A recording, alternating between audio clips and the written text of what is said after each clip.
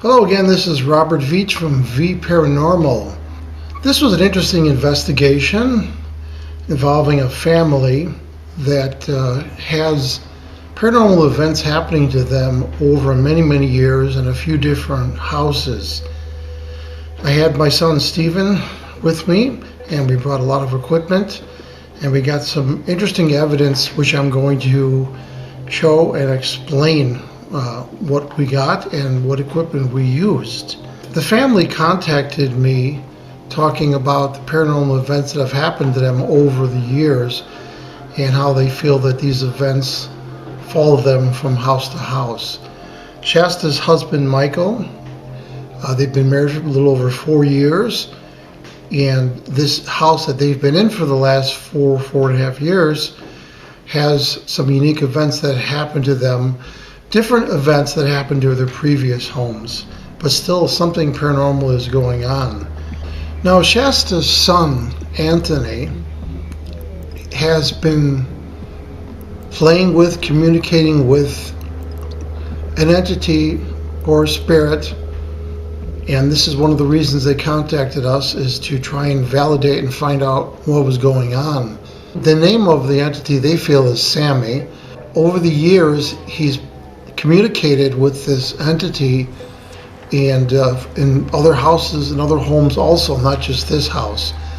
So keep that in mind when you listen to the EVPs and whatever evidence we provide, because that's a significant element in this story.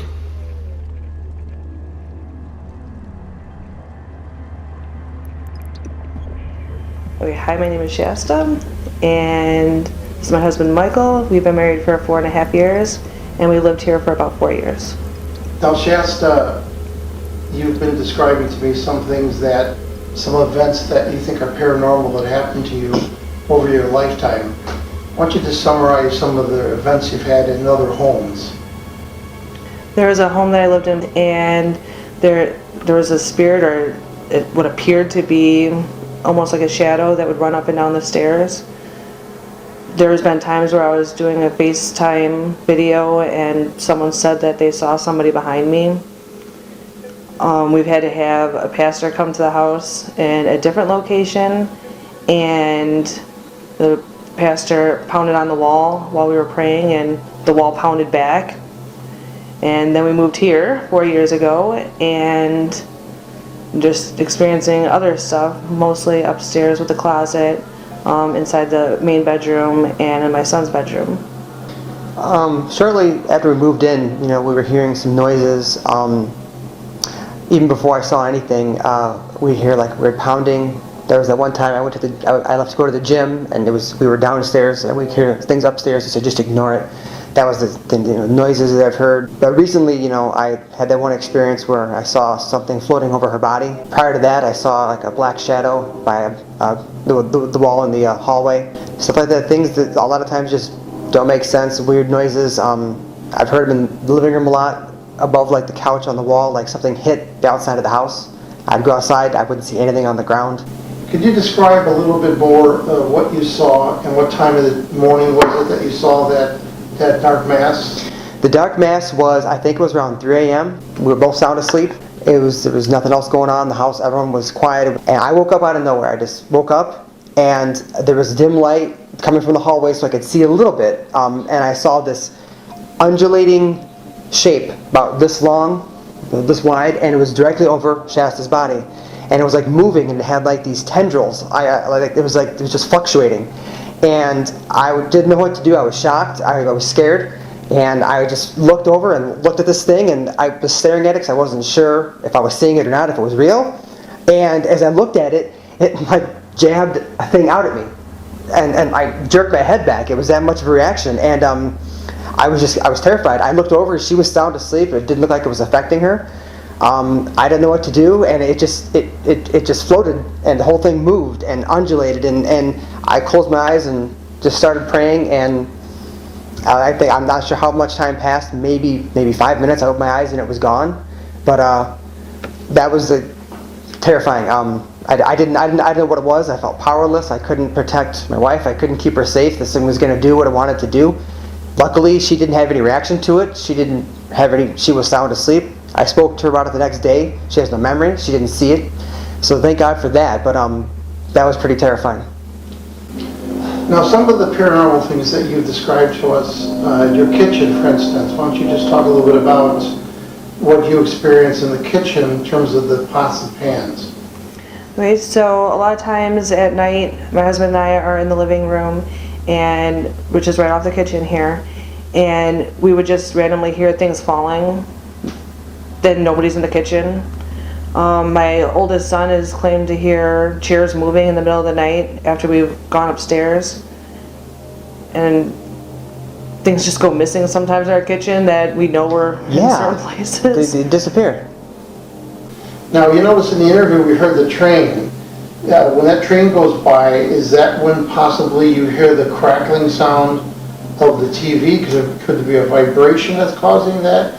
No, because it's usually around 2 or 3 o'clock in the morning, almost every night.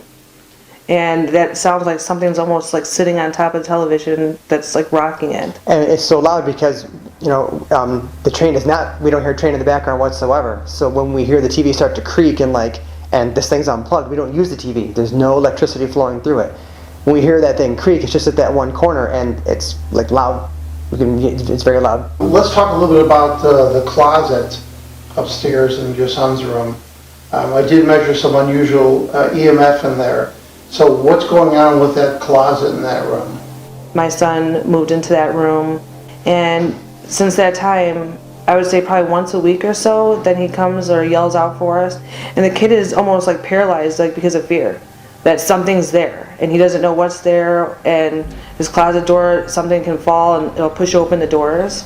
Why don't you describe, Michael, what you saw in the hall the one time? Yeah, it was right on the outside of the bedroom that's in question with the hallway. It was on the hallway, right by the door. It was about this tall, and it had the shape of like a boy. And I was going upstairs really quick. It was around 11:30 at night. I think we had some guests over. We were just having some people over, nothing major. And I went upstairs and I turned on the hallway light, and I saw like a shadow of a boy, like he was gonna reach, or he was gonna like dart down. He was gonna run, or he was gonna open the door. I couldn't tell, but I could see a shape. It looked like a shadow of a little boy. Like he was almost gonna like dart down the hallway, like he was sneaking, or he was gonna do something. And then I saw it, and it was there, and it was not peripheral. I looked directly at it. I looked at it, and then I blinked, and it was gone. But that was probably the first time I ever saw anything, and that was about 2 years ago, maybe 2.5 years ago. I saw that.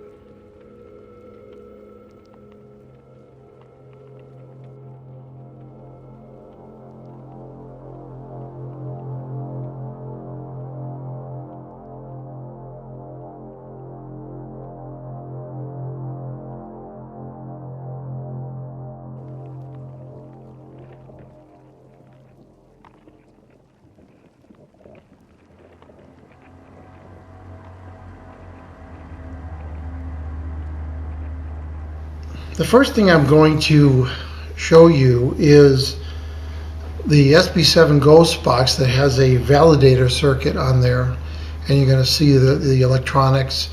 We asked a whole series of questions, and we got some significant answers that came back.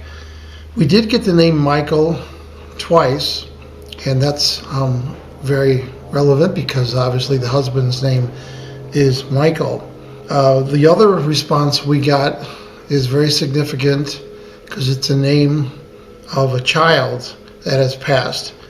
And you're going to see Shasta responding with amazement, and then she gets kind of sad about it. She takes a break. Now, during this ghost box session, you're going to see two light anomalies. One of them goes past Shasta's right shoulder, and you're going to see her react because she felt that something had touched her at that point, which nobody was near her to touch her. Now, if you can move in, Shasta, closer, so real close to this, so I can pick up your voice. Is that set to the fastest skins? Yes, it is. It's going downwards. Okay, so you could ask the questions here, and then we're just going to listen. Let this run. After you ask a question, just let it run, maybe for 15 seconds, and then ask the next question. And don't worry about what you're hearing, because we're going to analyze it in post. So I know, you just got used to it, because you'd be amazed what's within those white noise things. Okay, so you can start asking questions. Is there something we can do for you?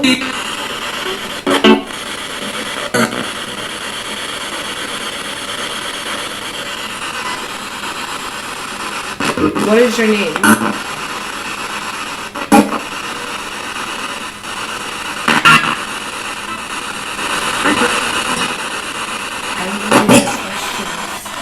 I heard an answer, by the way. But, I know. yeah, there's something in there.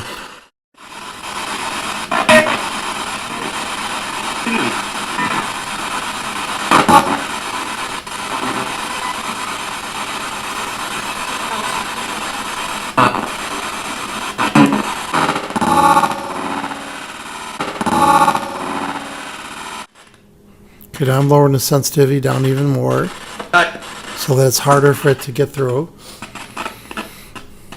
So we were upstairs and we did another experiment, and through the mist, I might have seen a couple of faces. If you were up there, come down here right now and tell us your name.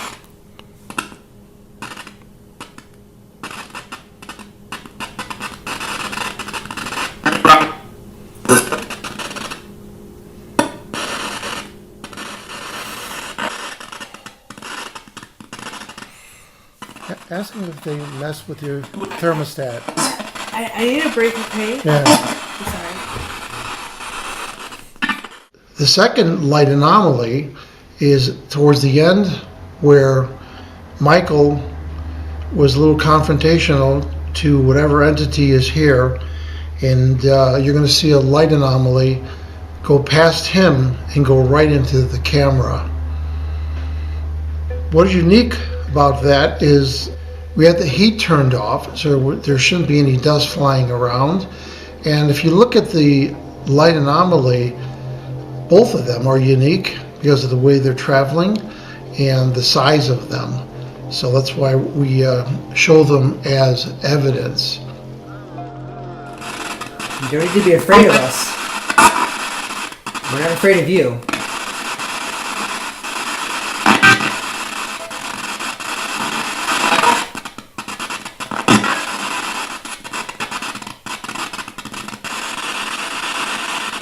You have my pity if you're upset or you're sad.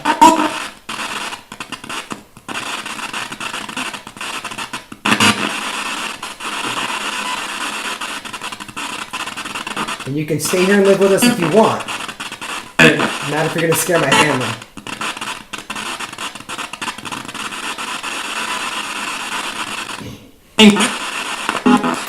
Whoa.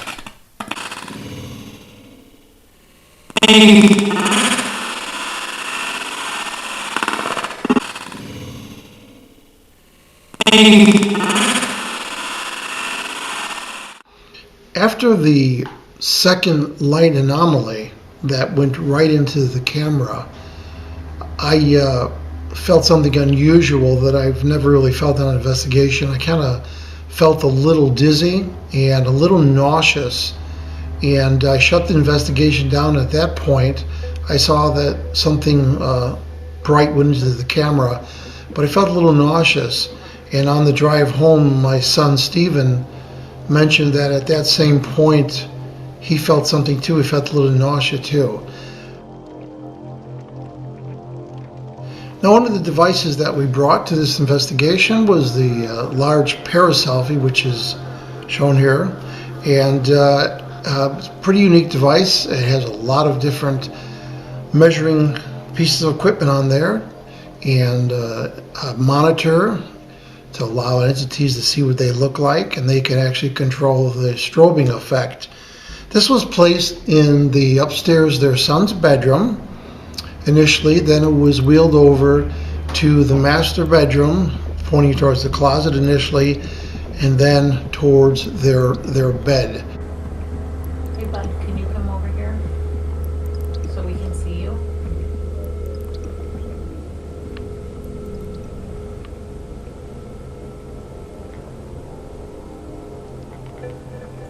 Look right into them. It's like a mirror.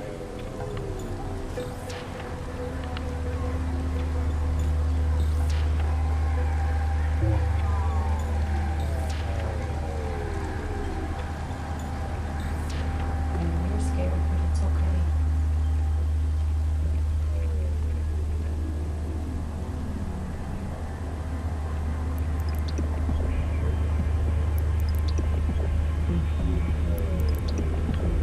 A little closer.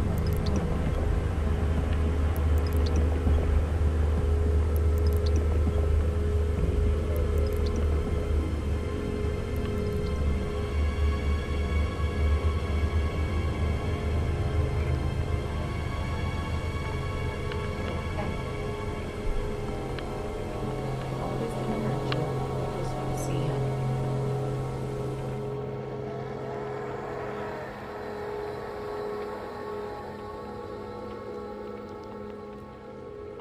Did analyze the data and the frames of that, but we didn't see any light anomalies or any entity or anything going in front of it, and nothing triggered the devices on there on this investigation. Now, we had several methods of recording audio. We had a wide field digital recorder as one of them, and we had this placed in her son's bedroom initially. Then we moved it to the master bedroom. One of the first EVPs we got was we were all upstairs in the master bedroom, and there is an EVP that came in, and we validated this through several different methods. The stereo position of that EVP didn't match anybody in the room, and because this is a wide field microphone, it has very wide positionings of the mic element, so I can tell where everybody's at in the room. The second way it was validated is there was 3 camcorders going, and none of those camcorders had this EVP on them. So I'm going to show footage of my camera, Robert Cam, and Stephen Cam, and the Paraselfie Cam, and this is all synchronized to that wide field digital recorder that was recording, so you know where in time that EVP event happened.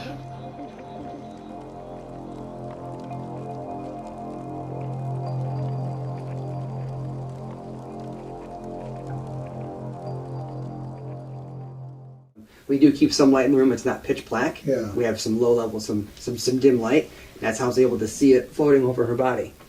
So you saw it actually floating over Shasta's body. Yeah. She's sleeping on the right side of the bed. See real quick. I was looking. Shasta? I was laying on my back, and I woke up, and I was looking right over at her. Is where I was, but I just we do keep some light in the room. It's not pitch black. Yeah. We have some low level, some dim light. That's how I was able to see it floating over her body.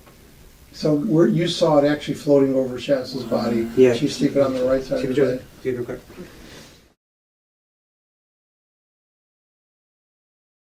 I was looking. Shasta? I was laying on my back, and I woke up, and I was looking right over at her. Is where I was, but I just we do keep some light in the room. It's not pitch black. Yeah. We have some low level, some dim light. That's how I was able to see it floating over her body. So you saw it actually floating over Shasta's body. Yeah. She's sleeping on the right side of the bed. See real quick.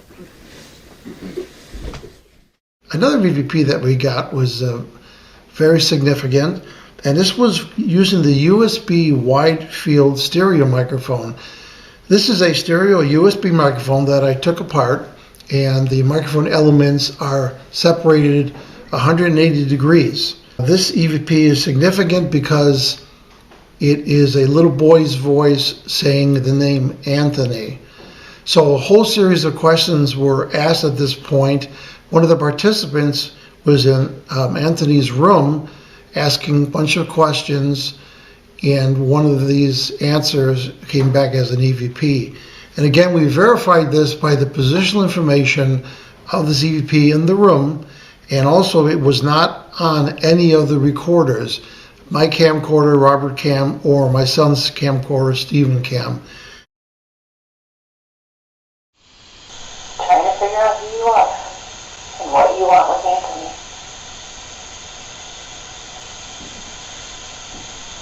Is your name Sammy?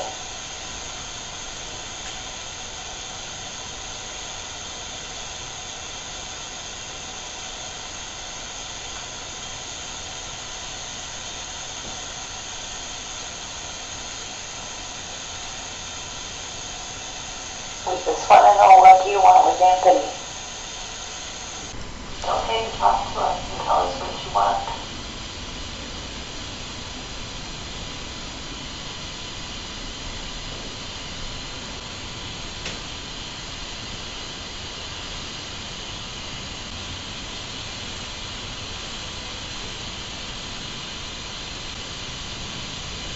Are you scared?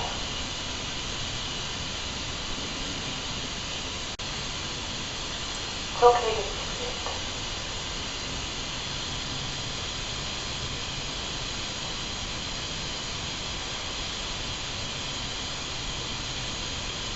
You want Anthony to play with you?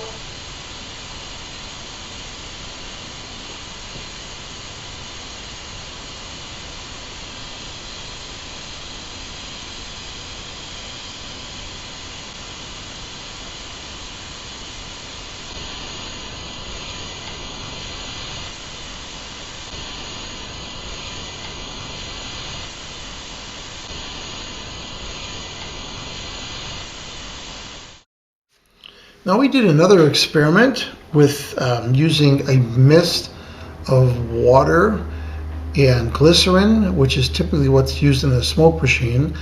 We filled the master bedroom with a mist. We let the mist settle and disperse, and we illuminated it with a 20-watt LED side light. And I ran an app on my Nexus 6, and this app is from Big Frame Photography, and it's called Ghost Pro. It was written by Joe Damari, who's a paranormal engineer friend of mine, and it amplifies pixels, and while you're recording, it redisplays them on your screen in this amplified format. It allows you to analyze very transparent light patterns in greater detail. Now, we ran this when one of the participants was in the bedroom asking a series of questions, and I'm going to display and show you the frames of what I think should not have been there, something paranormal. And you use your own judgment and tell me what you think in the comments. We capture something I think is pretty unique, so have a look at it.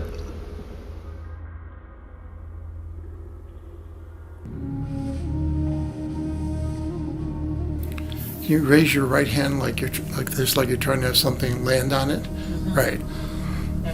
Yeah, just like that. Yeah, like. Come sit on my hand. Yeah, ask it to come sit on your hand. Come sit on my hand.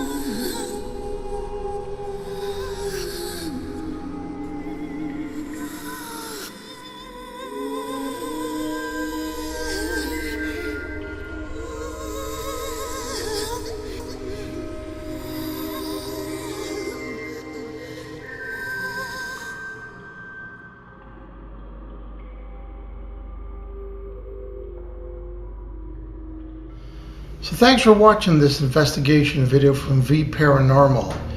Remember, if you have any paranormal activity in your home or your business, don't hesitate to contact Vparanormal. Please remember to hit the subscribe button and the bell icon so you're alerted to any new video uploads from Vparanormal.